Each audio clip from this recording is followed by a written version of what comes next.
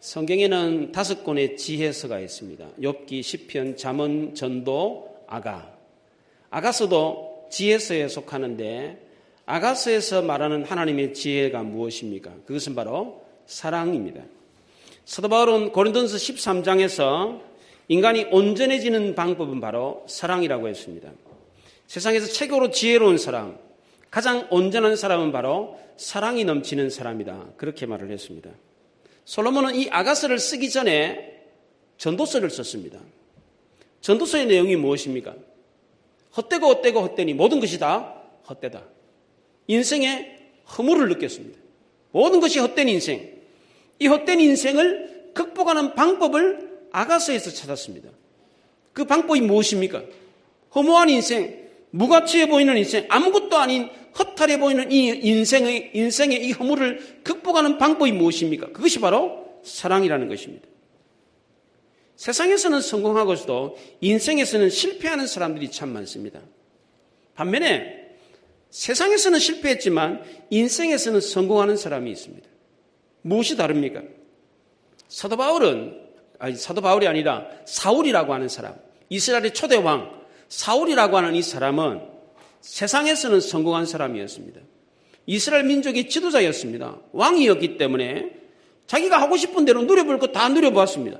그러나 이 사람은 인생에서는 실패했습니다. 왜냐하면 사랑에 실패했기 때문입니다. 자기를 사랑하는 사람을 알지 못했고 그 사랑을 받아들이지를 못했습니다. 또한 이 사울은 하나님과의 사랑에도 실패했습니다. 처음에는 하나님을 사랑하는 것 같았습니다. 그러나 말년에는 하나님의 사랑에서 멀어지고 말았습니다. 사울은 사랑에 실패했기 때문에 결국 인생에서 실패하고 말았습니다. 솔로몬도 세상에서 성공한 사람이었습니다. 가질 것 다 가져봤고 누려볼 것 다 누려보았습니다. 그런데 다 부질없는 짓이었습니다. 이 경험을 통해서 솔로몬이 깨달은 것이 있습니다. 그것은 바로 사랑이었습니다. 솔로몬은 사울과 다른 인생을 살았습니다. 왜냐하면 사랑이 무엇인가를 알았기 때문입니다.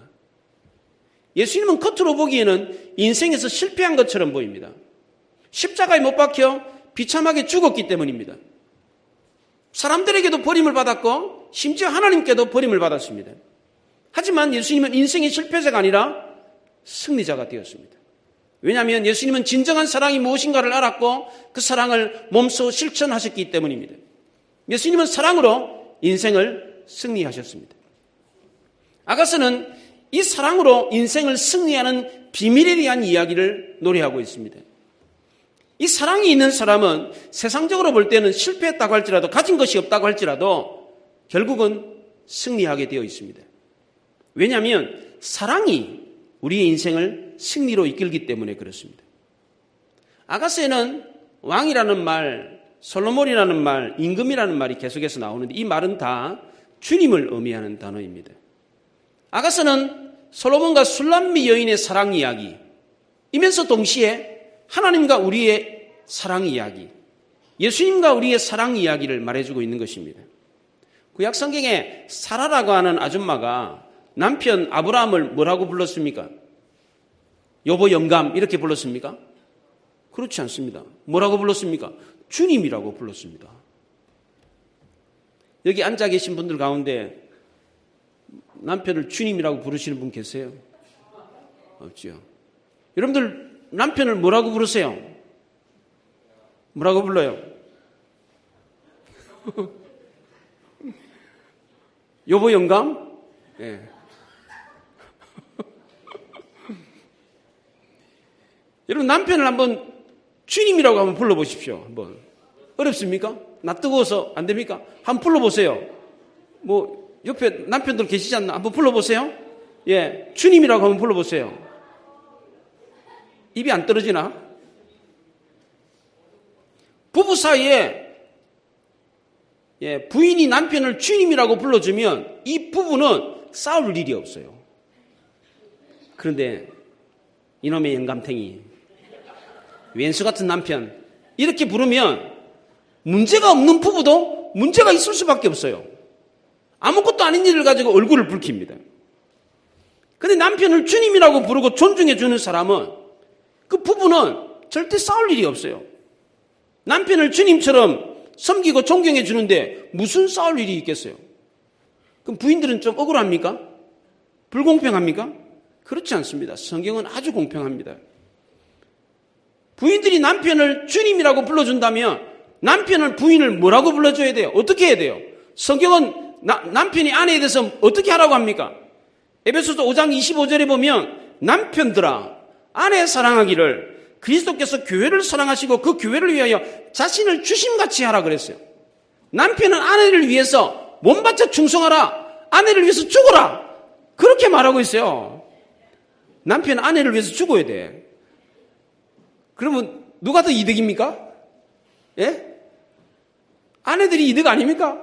아내들은 주님이라고 해주면 되고 남편은 아내를 위해서 죽어야 돼. 예. 목숨까지 바쳐가면서 보호하고 먹이고 살리고 입히고 해야 돼. 예. 이런 부부라면 무슨 문제가 있겠습니까? 예루살렘 북쪽 70km 떨어진 에브라임 산지에 솔로몬의 포도원 농장이 있었습니다. 솔로몬이 이 포도원을 소작농에게 맡겼는데 그 소작농이 오늘 본문에 나오는 술람미 여인의 가족입니다. 술람미 여인의 가족은 어머니가 있었고 두 오빠가 있었습니다. 이 술람미가 막내딸이었습니다. 술람미는 아름다운 영혼을 가졌지만 흙 속에 파묻혀 있는 세상에 알려지지 않은 시골 여자였습니다. 시골 처녀였어요. 그녀에게 두 오빠가 있었는데 성경학자들은 이 두 오빠가 이복 오빠다, 배다른 오빠일 거다 그렇게 말을 합니다. 오빠들이 이 동생 술람미를 혹독하게 부려먹었습니다. 중동의 뜨거운 햇빛을 받으면서 포도원에서 일을 하는 술람미는 자신의 아름다움을 가꿀 틈이 없었습니다. 그래서 피부가 계달의 장막처럼 그냥 딱딱하고 시커맸어요. 예. 선머슴처럼 살았어요. 온종일 들여서 일을 해가지고 늘 언제나 땀이 범벅이 돼가지고 그렇게 살았습니다. 그러던 어느 날 사과나무 밑에서 그늘에서 쉬고 있는데 솔로몬이라고 하는 청년이 나타났어요. 처음에 술람미는 이 솔로몬이 왕인 것을 몰랐어요. 어느 그냥 목동의 한 사람인가 보다 그렇게 생각했습니다. 그녀는 솔로몬과 첫눈에 반해가지고 사랑에 빠졌습니다. 솔로몬도 이 술람미 여인을 보자마자 사랑에 빠졌습니다. 솔로몬은 헤어지면서 후일에 다시 돌아올 것을 기약했습니다. 그날부터 술람미는 솔로몬을 연모하는 뜨거운 사랑에 빠져버렸습니다. 마침내 솔로몬이 약속한 대로 이 여인 술람미에게 왕의 가마를 보냈습니다. 화려한 왕의 마차를 보냈습니다. 그녀를 궁궐로 맞아들였습니다. 시골 처녀였던 술람미는 하루아침에 왕의 신부가 되었습니다. 이 둘은 사랑으로 하나 되어가고 결국은 두 사람이 한 사람이 되었습니다. 이 아름다운 이야기가 바로 이 아가서의 이야기입니다. 술람미 여인은 보잘것없는 포도원 지기의 딸이었습니다. 그러던 어느 날 왕을 만남으로 영화로운 왕의 신부가 되었습니다. 우리도 마찬가지입니다. 우리도 주님이 부르시기 전에 우리는 어떤 존재였습니까? 아무도 알아주지 않는 이름 없이 살다가 그냥 사라질 그런 존재였습니다. 이런 존재를 하나님이 우리의 이름을 불러주면서 불러주셨을 때에 보잘것없는 우리가 왕의 신부가 된 것입니다. 이 술람미 여인이 바로 우리라는 것입니다. 주님이 찾아오셔서 사랑해 주시고 왕의 신부가 되게 해주셨습니다. 그래서 우리 인생에 아무것도 아닌 우리 인생에 놀라운 변화가 일어난 것입니다. 하루아침에 신분이 완전히 달라졌습니다. 종에서 왕의 신부가 되었습니다. 솔로몬과 술람미 여인의 이 사랑은 점점 더 가까워졌습니다. 그리고 마침내 하나가 되었습니다. 아가서는 우리와 예수님이 이러한 황홀한 사랑을 갖는 것을 노래하고 있습니다. 예수님 안에서 나를 찾아가고 예수님 안에서 내 인생의 삶을 발견하고 예수님 안에서 하나 되어져 가는 것을 노래하고 있는 것이 아가서입니다. 이 황홀한 사랑의 이야기를 하면서 첫 번째로 표현한 단어가 무엇입니까? 이 황홀한 사랑을 표현하면서 첫 단어가 무엇입니까? 2절에 입맞춤입니다. 2절에 보십시오. 내게 입맞추기를 원하니 내 사랑이 포도주보다 나음이로다. 표준 새 번역에서는 이렇게 번역했습니다. 나에게 입맞춰 주세요. 숨막히 듯한 님의 입술로 님의 사랑은 포도주보다 더 달콤합니다. 공동번역에는 그리워라 뜨거운 님의 입술, 포도주보다 달콤한 임의 사랑, 이렇게 번역을 했습니다. 얼마나 에로틱합니까? 숨막힐 것 같은 사랑을 노래하고 있습니다. 주님의 사랑에 빠지면 진짜 숨이 막힙니다. 이런 사랑 해보셨습니까? 남녀 간의 사랑만 그런 게 아니에요. 주님과의 사랑도 그렇다는 것입니다. 시쳇말로, 요즘 유행하는 말로 결혼 전에 키스는 낭만이고 결혼 이후의 키스는 노동이다, 그렇게 말을 합니다. 정말 그렇습니까? 저는 아직도 낭만으로 키스합니다. 박희진님의 입맞춤이라고 하는 시가 있습니다. 이렇게 시를 지었습니다. 입맞춤이 뭔가? 남녀가 서로 꼭 껴안다 못해 하나가 되었구나. 눈은 눈끼리, 입은 입술끼리, 사지는 사지끼리, 다시는 못 떨어질 그 무언의 전율을 보라. 남녀가 서로 꼭 껴안다 못해 돌이 되었구나. 돌처럼 하나 되게 하는 것이 무엇입니까? 입맞춤이라고 합니다. 둘이 부들부들 떨면서 하나가 되게 하는 게 뭐라고요? 입맞춤이라고 합니다. 그런데 이 입맞춤이 어떻게 노동일 수 있어요? 예? 여러분 집에 가서 부부끼리 입 맞춰 보시기 바랍니다. 입을 맞춰서 낭만과 아름다움을 다시 회복할 수 있기를 바랍니다.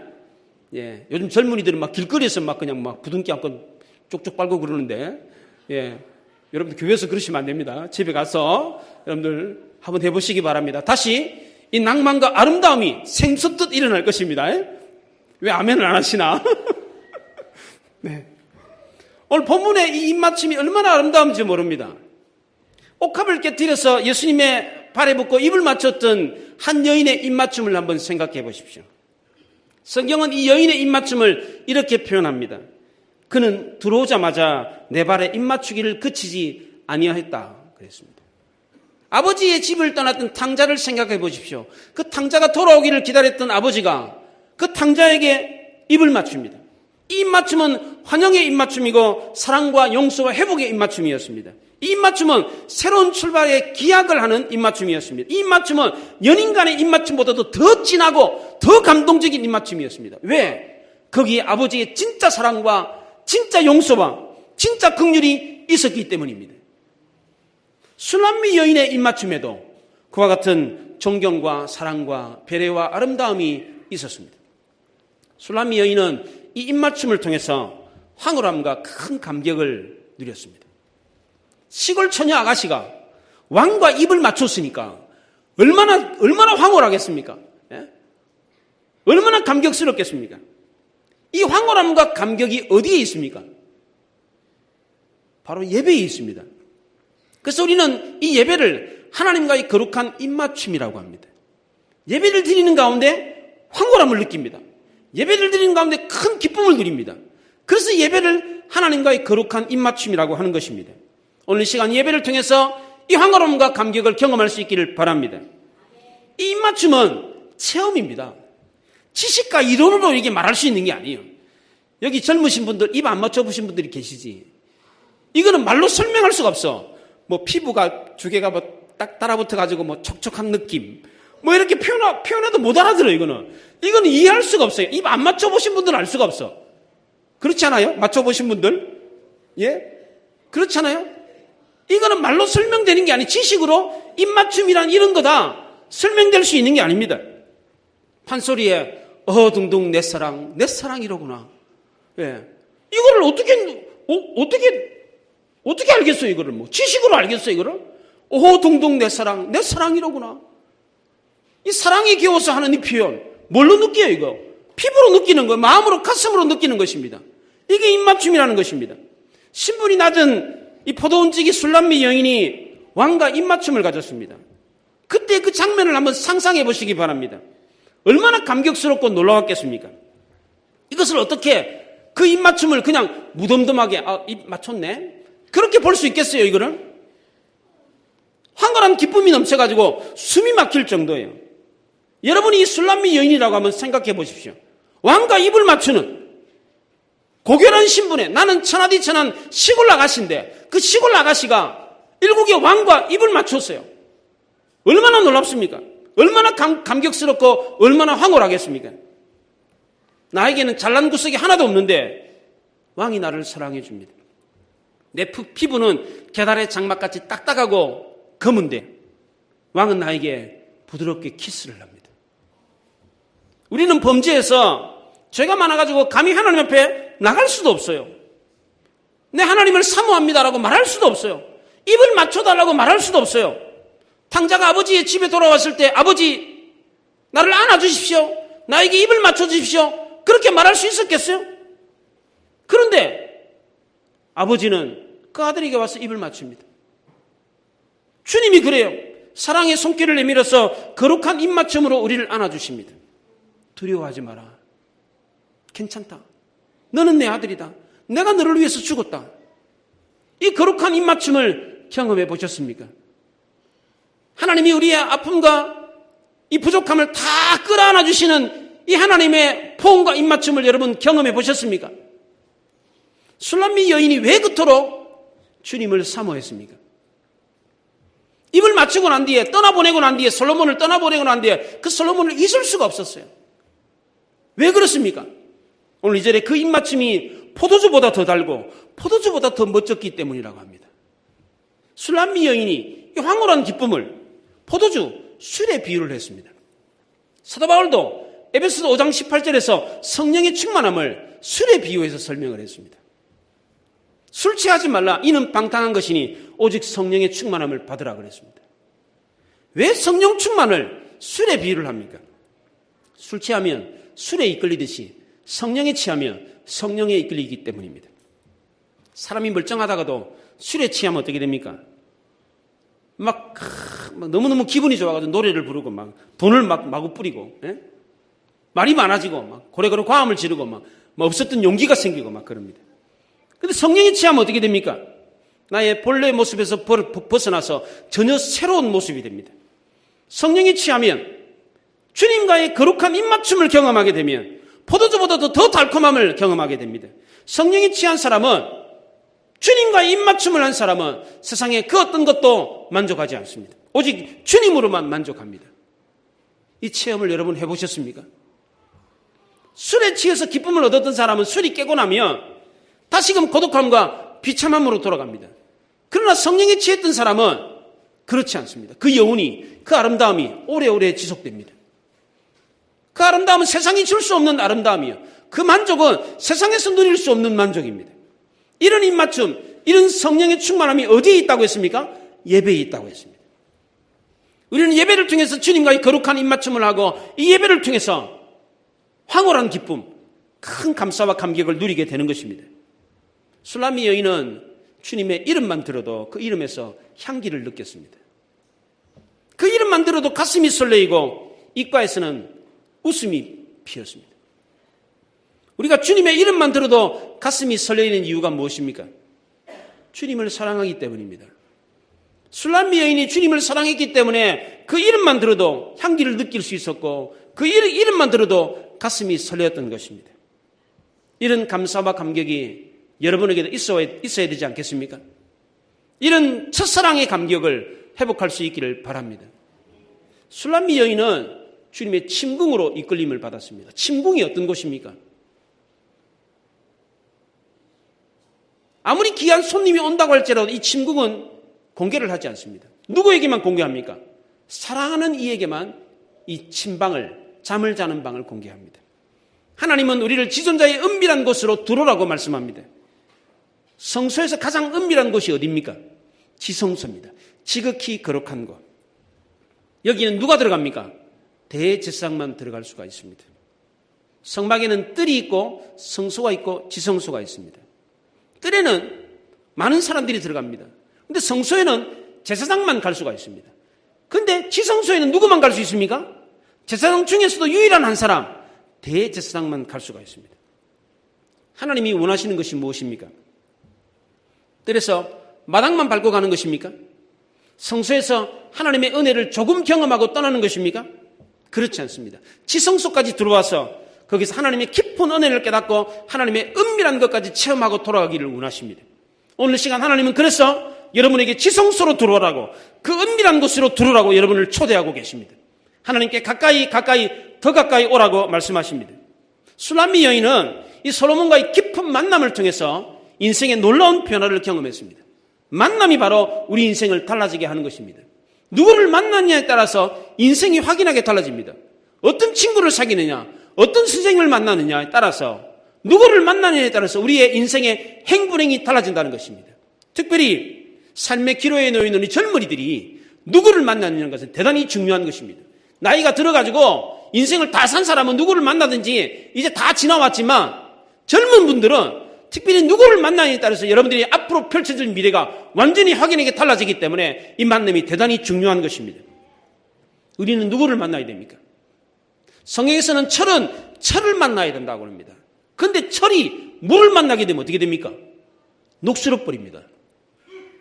철은 철을 만나야 날카로워지는 것입니다. 씨앗은 좋은 땅을 만나야 되고 양은 좋은 목자를 만나야 됩니다. 그렇기 때문에 우리는 이 만남을 위해서 끊임없이 기도해야 하는 것입니다. 그러면 만나기만 하면 다 되는 겁니까? 그렇지 않습니다. 좋은 만남을 가져야 됩니다. 그러면 좋은 사람을 만났어요. 그럼 좋은 사람 만나기만 하면 다 된 겁니까? 그렇지 않습니다. 멀리서 가볍게 만난다면 아무리 좋은 사람 만나도 그것은 그냥 별 의미가 없는 겁니다. 좋은 만남은 깊은 만남으로 이어져야 되는 것입니다. 베드로는 주님을 만났습니다. 주님은 베드로에게 다시 뭐라 그럽니까? 깊은 데로 가자고 그럽니다. 깊은 데로 가서 그물을 내려서 고기를 잡으라고 합니다. 예수님이 베드로를 만나고 난 뒤 어디로 인도하셨습니까? 깊은 곳으로 인도하셨습니다. 베드로는 그 깊은 곳에서 비로소 주님을 만났습니다. 주님이 누구인가를 알았습니다. 예수님이 왜 베드로를 깊은 곳으로 가자고 했습니까? 주님과의 깊은 만남을 갖게 하기 위해서였습니다. 베드로는 그곳에서 자신의 지식과 경험을 뛰어넘는 놀라운 것을 경험했습니다. 물고기가 넘쳐가지고 그물이 찢어지는 기적을 경험했습니다. 자신의 지식과 상식을 뛰어넘는 도저히 이해할 수 없는 것을 경험하면서 거기에서 베드로가 변화가 일어났습니다. 만남이 중요합니다. 그런데 이 만남보다 더 중요한 것은 좋은 만남입니다. 좋은 만남보다 더 중요한 것은 깊은 만남을 갖는 것입니다. 우리는 사람을 사귀되 깊이 있게 사람을 사귈 수 있어야 됩니다. 르네상스 시대에 최고의 화가고 최고의 사상가였던 레오나르도 다빈치는 위대한 사람일수록 깊은 사랑을 하고 깊은 만남을 갖는다, 그렇게 말을 했습니다. 여러분이 위대한 사람이 되고 싶습니까? 깊은 사랑을 하시기 바랍니다. 깊은 만남을 가지시기 바랍니다. 그래서 우리 주님은 오늘도 우리에게 뭐라 그럽니까? 깊은 곳으로 가자고 합니다. 그런데 우리는 깊은 곳으로 가기 싫어요. 왜 그렇습니까? 한번 빠지면 못 나올 것 같거든. 알량한 자존심 때문에. 깊은 곳에 가면 자기 자신이 드러나니까 자기 속을 혼이 누가 들여다보는 것 같아. 깊은 곳에 갔더니 자신의 적나라한 모습이 그대로 드러났기 때문에, 그래서 깊은 곳에 가고 싶지 않은 거예요. 베드로가 깊은 곳에 가서 뭐라 그럽니까? 주님, 나는 죄인입니다. 그 깊은 곳에서 자신을 발견했어요. 자신의 벌거벗은 모습을 발견하고, 주님, 저는 죄인입니다. 저를 떠나십시오. 만약 그때 베드로가 자신의 적나라한 모습을 발견하고 자신의 추악한 모습을 발견하고, 주님, 나를 떠나십시오. 나도 주님 떠나겠습니다 라고 떠나버렸다면 베드로가 나중에 위대한 사도가 될 수 있었겠습니까? 그렇지 않습니다. 술람미 여인도 마찬가지입니다. 왕의 침공에 들어갔을 때에 술람미 여인은 자신의 비루한 모습을 발견했습니다. 솔로몬 씨, 저는 여기에 어울리는 여자가 아니에요. 저는 피부도 곱지 않고 살결도 부드럽지 않아요. 저 피부를 보세요. 계달의 장막같이 딱딱하고 검어요. 저 얼굴은 못생겼어요. 저는 포도원도 제대로 관리하지 못하는 무능한 여자예요. 그리고는 그냥 뛰쳐나와버렸더라면 어떻게 됐겠어요? 끝이지 뭐. 그렇잖아요. 네. 솔로몬이 아무리 남미씨 그러면서 달라붙어도 싫어요, 싫다니까요 그러면서 가버리면 끝이지 뭐. 그렇잖아요. 그런데 이 술람미 여인이 뛰쳐나오지 않았어요. 그 침공에 가서 자신의 초라한 모습을 발견했음에도 불구하고 뛰쳐나오지 않았어요. 그 이유가 무엇입니까? 솔로몬이 그녀를 너무나도 아름답게 보아주었기 때문입니다. 8절에 내 어여쁜 자여, 9절에 내 사랑하는 자여. 뛰는 모습이 솔로몬에게 이렇게 솔로몬씨 그러면 달려오는데 그 뛰어오는 모습이 마치 바로왕의 준마와 같았다 그랬어요. 바로왕의 병거를 끄는 그 아름다운 준마가 뛰는 것처럼 그렇게 아름답게 보였다고 그랬습니다. 머릿결은 곱게 빗은 머리, 따은 머릿결 하나하나가 다 아름다워 보였습니다. 술람미 여인이 목에 구슬 목걸이를 했어요. 근데 구슬 목걸이를 했는데 시골 아가씨가 무슨 비싼 목걸이를 했겠어요? 다이아 무슨 진주 목걸이를 했겠어요? 그냥 그런 목걸이지. 그때도 불구하고 천진난만한 있는 모습 그대로를 그냥 아름답게 보아주었기 때문입니다. 하나님이 우리를 그렇게 보신다는 겁니다. 세상 사람들이 봤을 때는 뒤뚱뒤뚱 뛰는 모습이지만 하나님은 우리를 그렇게 아름답게 보신다는 겁니다. 하나님도 우리를 바로왕의 준마처럼 보신다는 겁니다. 그러니까 우리는 다른 사람의 시선은 의식할 거 없고 누구만 보면 돼요. 하나님이 나를 어떻게 보시는가? 오늘 시간 여기에 계신 하나님이 여러분 한 사람 한 사람을 어떻게 보고 계실까요? 지금 꾸벅꾸벅 졸고 계신 분도 있지만 귀엽게 보이는 거지. 오늘도 바쁜데 말이야. 열일 제치고 와가지고 예배 드리는 이 모습을 보면서 참 귀하다. 이렇게 사랑스러운 눈으로, 촉촉한 눈으로 여러분을 바라보고 계시다는 겁니다. 여자가 나이가 들면 배가 나오고 뚱뚱해지잖아요. 뚱뚱한 아줌마가 이렇게 뛰면 사람들은 뭐라 그래요? 웬 삼겹살이 뛰나? 뭐 그럴 겁니다. 아줌마들 뛰는 모습이 그래요. 뚱뚱한 아줌마들 배 나와가지고 이렇게 뛰면 뭐 그럴 거예요. 근데 하나님은 그 모습을 너무나도 아름답게 보신다는 거예요. 그 아줌마의 뛰는 모습을 하나님이 지금 뭐라 그래요?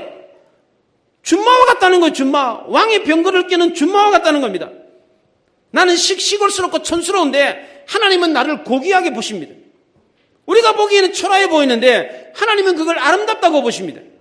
계달의 장막을 하나님은 솔로몬의 휘장과 같다고 합니다. 내 뺨에 묻은 검정 이 더러운 거를 아름답게 보십니다. 잘못 빗어가지고 헝클어진 머리를 뭐 스타일리시하다고 그래요. 막 희한하게 머리를 빗었네. 야, 이렇게 보신다는 거예요. 뒤뚱뒤뚱 뛰는 모습을 날렵한 말이 가볍게 뛰는 이런 아름다운 모습으로 보신다는 거예요. 멜로 드라마에 남녀가 뛰어와가지고 이렇게 누구시 그러면서 이게 제외하는 모습이 가끔씩 드라마에 그려지잖아요. 그럴 때 어떻게 그립니까? 감독들이 아름다운 청춘 남녀가 뛰어오면서 누구시 하면서 앉는 그 장면을 그립니다. 근데 하나님이 만약에 카메라를 잡았다면 어떻게 그리겠어요? 아줌마가 뒤뚱뒤뚱하면서 웬 삼겹살이 뛰어오나 뒤뚱뒤뚱하면서 남편을 향해 뛰어오면서 여보 그러면서 주님 이러면서 이렇게 포옹하는 그 장면을 카메라에 담는다는 것입니다. 그걸 보고서는 아름답다, 그게 더 아름답다 그렇게 표현하신다는 겁니다. 이게 왜 가능합니까? 이게 어떻게 가능한 거예요? 아름답지 않은 술람미가 왜 아름다워졌어요?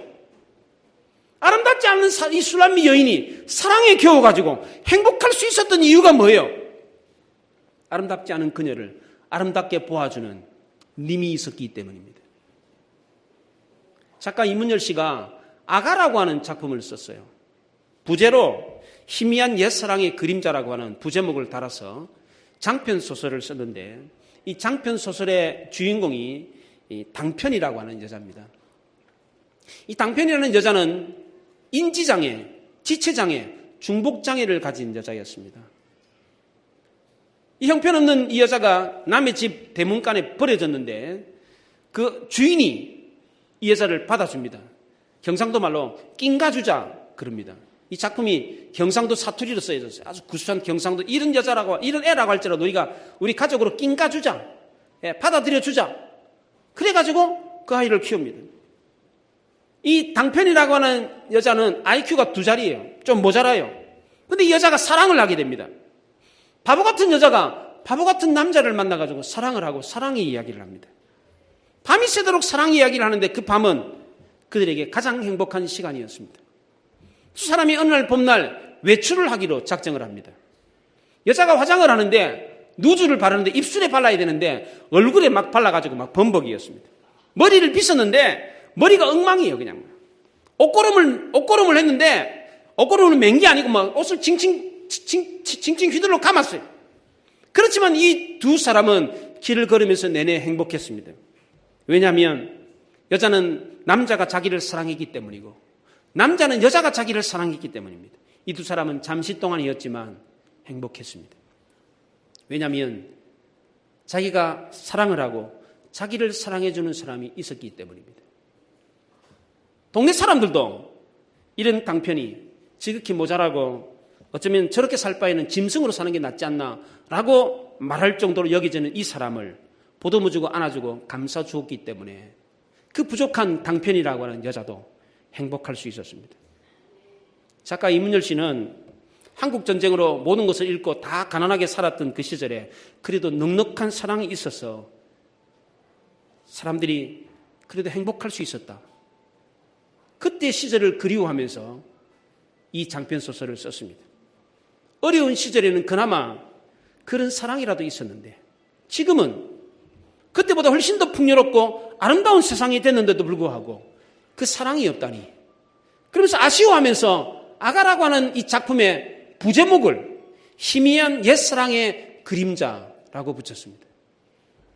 어려운 시절 그때의 넉넉한 사랑은 전혀 행복할 수 없는 사람조차도 행복할 수 있게 해줬다는 것입니다. 그런데 그 사랑이 과거에는 있었는데 왜 지금은 없냐라고 우리에게 되묻고 있습니다. 며칠 전에 경남 밀양 시골 마을 농가 쓰레기 더미에서 벌레에 물리고 오물을 뒤집어 쓴 어린아이를 보고서는 할머니가 119에 신고를 했습니다. 병원에 도착하자마자 간호사가 그 아이를 안고 응급실로 뛰어가는 모습을 온 국민들이 뉴스를 통해서 보았습니다. 저도 그걸 보면서 벌레에 물리고 오물에 뒤집어 쓴 채 몰골인 그 아이를 살리려고 하는 그 간호사가 뛰는 모습을 보고 온 국민들이 다 감동을 했습니다. 왜 그렇습니까? 그 추한 모습, 몰골인 그 아이를 살리려고 하는 간호사의 뜨거운 사랑을 느꼈기 때문입니다. 그걸 보면서 그래도 우리 사회가 살맛나는 세상이구나. 그런 생각을 했습니다. 오늘 본문에 완벽한 솔로몬은 그렇지 않은 술람미 여인을 사랑했습니다. 우리는 자꾸만 착각을 하는데 우리는 솔로몬이 아닙니다. 우리는 술람미 여인이. 솔로몬은 하나님을 상징하고 술람미 여인은 성도, 교회를 상징하는 것입니다. 우리는 부족하고 볼품없고 못생긴 술람미 여인이. 근데 우리는 자꾸만 완벽한 솔로몬인 걸로 착각을 해요. 조선적인 분들이 있지 않습니까? 중국에 한국말을 쓰는 조선족 부부들 중에 한국에 돈을 벌러 온 사람들이 많았습니다. 지금도 많습니다만 이분들 중에 뭐 다 오시는 분들도 있지만 부부가 한 분만 오시는 경우에 남편이 오든지 아내가 오든지 한 분만 와서 한국에서 돈을 벌고 그 돈을 중국으로 붙여주는 그런 가정들이 많았습니다. 근데 그런 가정들이 깨어져서 이혼을 하는 경우가 굉장히 많았어요. 왜 이혼을 하느냐? 눈에서 멀어지면 마음도 멀어진다고. 그래서 이혼할 수도 있어요. 근데 놀라운 사실은 한국에 와가지고 생활을 하면 돈을 벌고 생활을 하다 보니까 지적 수준이 높아졌어요. 생활 수준이 높아졌어요. 문화 수준이 높아졌는데 중국에 돌아갔더니 자기 배우자는 수준이 낮아. 이게 옷을 입는 거나 생각하는 거나 생활 수준이 낮아. 이 격이 생긴 거예요. 못 살겠다 이게. 수준이 안 맞아서 못 살겠다는 거예요.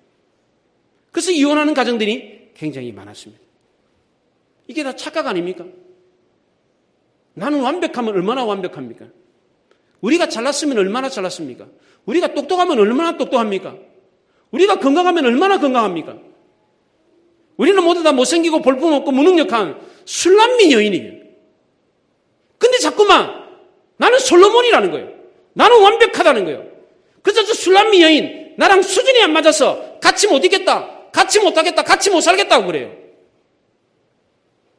이런 우리가 행복할 수 있는 것은 우리를 예쁘다고 사랑해주는 하나님이 계셨기 때문입니다. 세상의 눈은 예쁜 것, 좋은 것만 사랑합니다. 그런데 하나님의 눈은 그렇지 않습니다. 우리의 어떠함에 관계하지 않습니다. 우리가 실수해도 범죄해도 심지어 등을 돌리고 하나님을 배반해도 하나님의 사랑은 한결같습니다. 하나님의 사랑은 넉넉한 사랑입니다. 우리의 잘못한 거 그것만 딱 덮는 그런 사랑이 아니에요. 더 큰 보자기로 덮어요. 그래서 넉넉한 사랑이에요. 이런 사랑을 받았어요. 우리가 이런 사랑을 받으며 살고 있어요. 우리는 사랑을 받을 자격이 없는 사람들이에요. 술람미 여인은 이 솔로몬의 사랑을 받을 자격이 없는 여자예요. 객관적으로 사랑을 할 수가 없어요. 어디 왕에게 입을 맞춰 감히. 그 때 묻은 입술로. 예? 어디 왕에게 입을 맞춰. 입을 맞출 수가 없어요. 왕과 격을 같이 할 수 없는 여자예요. 왕의 침궁에 어디 감히 들어가. 청소를 하러 뭐 들어갈 수는 있어도 어디 감히 들어갈 수가 있어요. 그게 우리라는 거예요. 그게. 이런 우리가 어떻게 해서 우리가 행복할 수 있어요? 이런 우리를 아무것도 아니고 볼품없는 우리를 사랑해주는 분이 계셨기 때문입니다. 이런 사랑을 받은 우리도 그럼 어떻게 해야 돼요? 부족하고 연약한 사람들을 서로 돌보고 사랑해주는 것. 이게 행복 아니겠습니까? 이런 사람이 큰 사람인 것입니다. 큰 나무 밑에 나무는 말라 죽는다고 그럽니다. 고사한다고 그래요. 근데 큰 사람 밑에 사람은 더불어 큰다는 말이 있습니다. 우리가 누군가를 사랑하는 것은 남을 위한 것이 아니라 나를 위한 것입니다. 내가 누군가를 사랑하면 내가 살아요. 제가 성장반 강의하면서 데이빗 시멘스의 상한감정의 치유에서 정신병을 치료하는 방법에 대한 이야기를 했습니다. 그 중에 아주 중요한 것이 바로 은혜입니다. 은혜. 정신병을 치료하는 방법이 은혜라고 합니다. 좀 모자라도, 좀 부족해도, 좀 내 마음에 안 들어도 너그럽게 따뜻하게 감싸주고 안아주는 것, 이것이 바로 정신병을 치료하는 방법이랍니다. 이것은 상대방을 치료할 뿐만 아니라 나를 치료하는 거예요. 내가 완벽하게 이거 해 저거 해놓고 못하면 나 스스로에게 자책하면 병이 걸려요. 좀 못해도 오늘도 좀 못했네. 뭐 그럴 수 있지. 이렇게 해야지 정신병 안 걸려요. 남도 그래요. 남을 대할 때도 그래요. 완벽을 요구하고 좀 못한 걸 가지고 비난하고 저주하고 정죄하면 남도 병 들어요. 남도 열등감에 사로잡히고 낮은 자존감에 쌓이고 병이 들어요. 본인도 마찬가지고. 그래서 이 병을 치료하는, 마음의 병을 치료하는 비결이 바로 은혜라는 거예요. 이 은혜가 곧 사랑이에요. 사랑과 은혜는 같은 거예요. 당편이 같은, 술람미 여인 같은 존재가 바로 우리라는 겁니다. 여기 당편이라는 말은 이게 반편이라는 말이야. 반쪽짜리, 반쪽이라는 게 생각하는 것도 반쪽, IQ도 반쪽, 생긴 것도 반쪽. 부족한 여자라는 거, 이게. 술람미 여인도 마찬가지예요. 이 여인이 누구예요? 이 당편이가 누구예요? 우리라는 겁니다. 이런 우리가 이 땅을 살면서 행복하려면 어떻게 해야 됩니까? 이런 사람도 있잖아요. 이런 사람도 행복하게 살아야 될 거 아니에요. 어떻게 살 수 있어요? 어떻게? 그렇지 못한데도 불구하고 너그럽게 받아주고 안아주는 사랑이 있기 때문이에요. 이 사랑과 은혜는 비단 하나님께만 받는 것이 아닙니다. 우리도 똑같이 그렇게 해야 돼요. 왜냐하면 우리도 모두 다 당편이 같고 술람미 여인과 같은 부족하고 연약하고 모자라는 사람이기 때문에 그렇습니다. 우리 모두 당편이고 술람미 여인이라는 것을 알고 서로가 이렇게 넉넉하게 사랑하고 포옹해주고 존중해준다면 무슨 문제가 있겠어요? 부부가 서로 이렇게 넉넉하게 사랑으로 존중해주고 이해해주고 받아들여준다면 무슨 문제가 있겠어요? 이런 부부가 무슨 갈등을 있겠어요? 부부관계뿐만이 아닙니다. 성도와 성도 간의 관계도 친척과 이웃 간의 관계도 똑같아요. 넉넉한 사랑으로 그냥 그렇거니 그럴 수 있겠구나 하고 인정해주고 받아들여줄 때에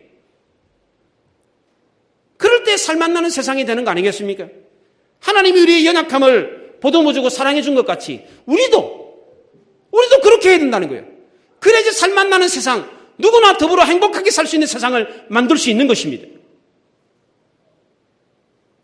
작가 이문열 씨는 아쉬워하면서 아가라고 하는 작품의 부제를 옛사랑의 그림자라, 흐릿한 옛사랑의 그림자. 안 보인다는 거예요, 그 사랑이. 옛날에는 그런 사랑이 있었는데 부족한 사람들도 못생긴 사람들도 병든 사람들도 행복하게 살 수 있는 세상이었는데 지금은 그렇지 못하다는 거예요. 6.25 전쟁이 끝나고 난 뒤에 우리 사회에 상위용사들이 많았습니다. 다리가 끊어진 사람, 팔이 끊어진 사람, 막 그냥 몸이 이상한 사람들이 그렇게 많았어요. 근데 점점점 세월이 지나면서 그런 사람들 다 돌아가시고 온전한 사람들만 있으니까 그런 사람들을 품을 줄을 모른다는 거예요. 옛날에는 그런 사람 다 받아줬다는 거예요. 왜? 내 가족들 중에 내 친척들 중에 전쟁 나가가지고 뭐 팔다리 끊어지고 죽은 사람들이 수없이 많았거든요. 그러니까 내 가족 같은 거예요. 그러니까 그 사람들을 다 품어주고 사랑해줬다는 거예요. 행복할 수 없는 짐승보다도 못한 인생을 사는 사람조차도 사랑하면서 행복하면서 살 수 있는 세상이었는데 지금은 그렇지 못하다는 거예요. 더 풍요롭고 더 아름다운 세상이 됐는데도 불구하고 그 사랑이 어디 갔냐 이거예요. 어느 술람미 여인이 행복할 수 있었던 이유가 무엇입니까? 이 부족한 술람미 여인이 못생기고 무능력한 이 술람미 여인이 행복할 수 있었는 이유가 뭐예요? 그 부족함을 부족하다고 하지 않고 그대로 인정해주고 너그럽게 받아주고 안아주는 하나님의 사랑이, 솔로몬의 사랑이 있었기 때문에 그렇습니다. 오늘 우리 사회도 마찬가지입니다. 이런 사람들조차도 행복하게 살 수 있어야 되지 않습니까? 여러분이 당편이고 여러분이 술람미 여인이라는 것을 기억하시고, 우리도 하나님이 그와 같은 사랑을 받고 있다는 사실을 알고 우리도 이와 같이 사랑할 수 있기를 바랍니다. 그래서 하나님이 원하시는 살맛 나는 세상, 더불어 함께할 수 있는, 누구든지 함께할 수 있는, 행복하게 살 수 있는 세상을 만드는 여러분들 되시기 바랍니다. 기도하겠습니다.